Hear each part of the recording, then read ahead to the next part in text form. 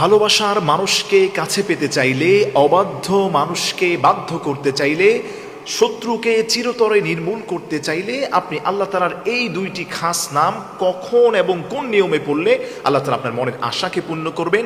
অবাধ্য মানুষটা আপনার বাধ্য হয়ে যাবে, যে আপনার ক্ষতি করতে চায় আল্লাহ তার ক্ষতি থেকে আপনাকে হেফাজত করবেন, আপনি নিজেই অবাক হয়ে যাবেন। আমার প্রিয় ভাইরা, হর হামেশা আপনারা আমাদের কাছে ফোন করেন, হুজুর আমার বাধ্য স্ত্রী হঠাৎ করে অবাধ্য হয়ে গিয়েছে, হুজুর আমার বাধ্য স্বামী, আমার বাধ্য ছিল সাজানো গোছানো আমার সংসারটা হুজুর ভেঙে চুরে তছনছ হয়ে যাচ্ছে, আমাকে কোনো আমল শিক্ষা দিয়ে দেন। ও সমস্ত ভাই বোনদেরকে, ও সমস্ত মা বোনদেরকে আমি বলতে চাই, আপনি আল্লাহ তাআলার এই দুইটি খাস নাম যদি আপনি পড়তে পারেন, আল্লাহর কসম খেয়ে বলি, যে আপনার ক্ষতি করতে চায় ওই মানুষটার ক্ষতি থেকে আল্লাহ আপনাকে হেফাজত করবেন। যে আপনার অবাধ্য, আল্লাহ তাকে বাধ্য করে দিবেন। এই আমলটা আপনি করবেন দুইটি টাইমে আপনি খেয়াল করবেন। নাম্বার 1 হলো আপনি আমলটা করবেন ফজরের পরে। আপনারা অনেকেই ফজরের নামাজই তো আমরা পড়ি না। অনেকে প্রশ্ন করে, হুজুর আমি তো অনেক আমল করি, আপনাদের দেয়া অনেক আমল করি, কিন্তু হুজুর কোনো কাজ হচ্ছে না। আমি তাকে প্রশ্ন করি যে ভাই কাজ হবে কিভাবে, আপনি কি নামাজ পড়েছেন ফজরের? সে বলেছে যে আমি ফজরের নামাজটাই পড়ি না। আর আপনার যদি ফজরের নামাজটাই মিস হয়ে যায় তাহলে আপনি বরকত কিভাবে পাবেন? আল্লাহর হাবিব বলে দিয়েছেন, আল্লাহুম্মা বারিক লি উম্মতি ফি বুকুরিহা, আমার উম্মতের জন্য এই সকালটাকে বরকতময় করা হয়েছে, ফজরটাকে বরকতময় করা হয়েছে। যার জীবনে ফজর আছে তার জীবনে বরকত আছে, যার জীবনে ফজর নাই তার জীবনে কোনো বরকত নাই। এজন্য আমার প্রিয় ভাইরা, ফজরের নামাজের পরে আপনি সুন্দরভাবে 3 বার দুরূদ শরীফ পড়বেন সাল্লাল্লাহু আলাইহি ওয়াসাল্লাম। এই দুরূদটাও আপনি পড়তে পারেন, নয়তো আপনি যে কোনো দুরূদ আপনি 3 বার পড়ার পরে আপনার বাম হাতের উপর ডান হাত রেখে আল্লাহ তাআলার এই দুইটি খাস নাম 11 বার পড়বেন। প্রথম নামটি হলো ইয়া হাফিজু, আল্লাহ তাআলার এই খাস নাম ইয়া হাফিজু, হে হেফাজতকারী, হে নিরাপত্তা দানকারী, হে নিরাপত্তার আশ্রয় স্থল দানকারী। আপনি মনে রাখবেন, এই পৃথিবীতে যদি আপনি নিজে সুখে থাকতে চান, 1000 কোটি টাকার মালিক আপনি হয়েছেন, নিরাপত্তা কেউ আপনাকে দিতে পারে না, একজন নিরাপত্তা দিতে পারেন, তিনি কে? সেই আল্লাহর খাস নাম হচ্ছে ইয়া হাফিজু, হে আল্লাহ তুমি আমাকে হেফাজত করো, তুমি হেফাজতকারী। আল্লাহর এই খাস নামটি 11 বার পড়বেন। নাম্বার 2 হচ্ছে ইয়া আজিজু, হে প্রেমাস্পদ, হে ভালোবাসার আশ্রয় স্থল দানকারী, ইয়া হাফিজু, এই নামটিও 11 বার পড়বেন। আপনি মনে রাখবেন, আবারও রিপিট করছি, আমি আবারও রিপিট করছি, আপনি খেয়াল করেন।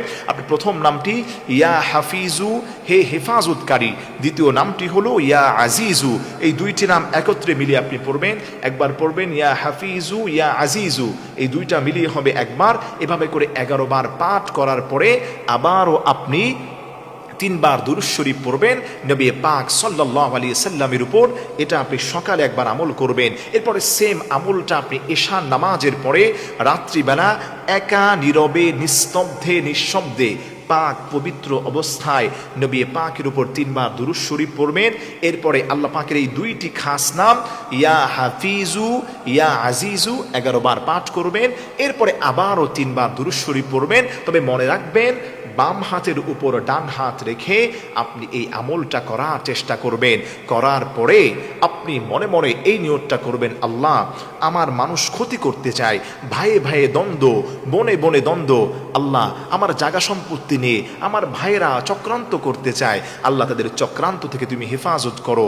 আল্লাহ শত্রু আমার পিছনে লেগেছে, আমার উন্নতি দেখতে পারে না, আমার সংসারে বরকত নাই, ভেঙে চুরমার হয়েছে।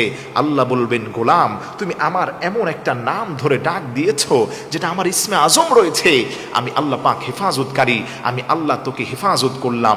2 নম্বর আপনি বলবেন, আল্লাহ আমার স্ত্রীটা নামাজ পড়ে না, আমার কথা শোনে না, অবাধ্য, আমার ছেলে মেয়েটা অবাধ্য হয়ে আছে, আল্লাহ আমি কি করতে পারি? আল্লাহ বলবেন, গোলাম তুমি আমার এই খাস নাম ধরে ডাক দিয়েছো, আবার নবীর উপর দুরূদও পড়েছো, আমি আল্লাহ তোমাকে সফল করে দিব, পেরেশানি দূর করব, অবাধ্য মানুষটাকে আমি আল্লাহ তোমার বাধ্য করে দিব। আল্লাহু আকবার পড়েন।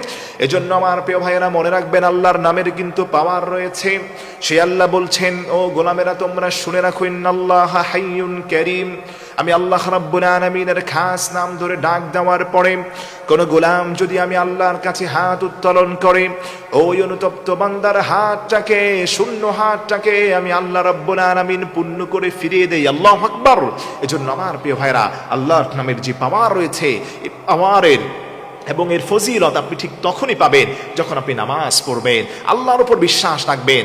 আপনাকে আমি শর্ত দিচ্ছি, এটা দুইটা শর্ত রয়েছে আমলটা কবুল হওয়ার জন্য। এক নম্বর শর্ত হচ্ছে হালাল উপায়ে আমলটা করতে হবে, হারাম কাজে জড়ানো যাবে না, হারাম ভাবে আমল করলে আমল কোনো কাজ হবে না। দুই নম্বর হচ্ছে ওমাইয়াতাওয়াক্কাল আলাল্লাহ ফাহুয়া হাসবু, আল্লাহর উপর পরিপূর্ণ আস্থা বিশ্বাস স্থাপন করে আপনি যদি আমলটা করেন তখনই কিন্তু কাজ হবে, নয় কিন্তু কাজ হবে না।